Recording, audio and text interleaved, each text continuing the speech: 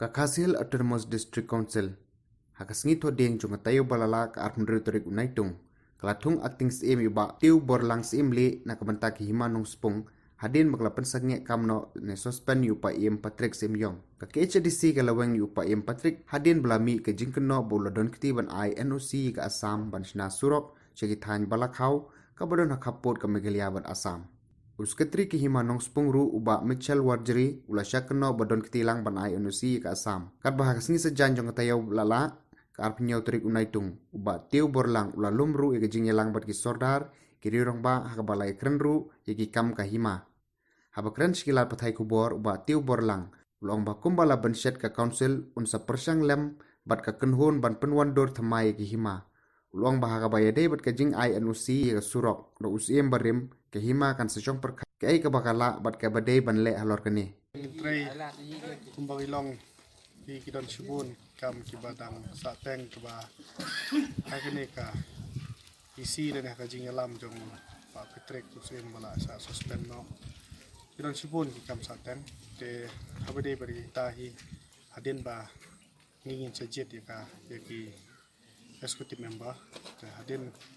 organisasi ke executive committee pat ka executive committee kan sarai ya ke kam kiba ngin sa Syiem no foundation di kam kiba ngin sala kam song ha ka executive committee ban perkhat lang ini amir jumut ini thir ya kai ke bahatam na ban ta jimen to jo ke hima ngin sala ya kata kan kam dei hanga ban jet us ketri te hadin ba ka council kala bu yang aku acting chief te bade berkata ngan sakot ya ki lendo sakot ki soda sakot ki rang bachno kumbokolong hani manta chan barok soda kle don lang ban sakhi ya ka sni ki chimti jonga ya ka neka khat te hadin bangilai song bat berkhat ban jet ya ki sakti member ban jet ya barok kin kit kam hakata ka sni kin sarai da ki lendo ki soda ki ta kam de yang api ta kam ban jet ta ma ten rei natharai kala kat ya hingini persang hiban pelat no ini sekretari bala bat bro sekretai ne kam meliang jong ngakum acting chief te ngan sei song perkhat ya ganero bat ka executive committee bede kam te ke ka bahatam na ban ta jing mentoi jong ke hima noi phi